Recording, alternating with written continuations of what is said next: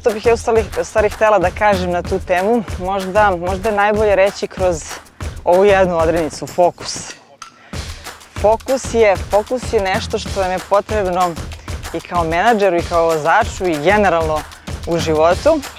I uz fokus ćete i bolje da postignete, bolje rezultate da postignete, bit ćete efikasniji i brži i ono što ne znate lakše ćete i brže opet doći do rešenja.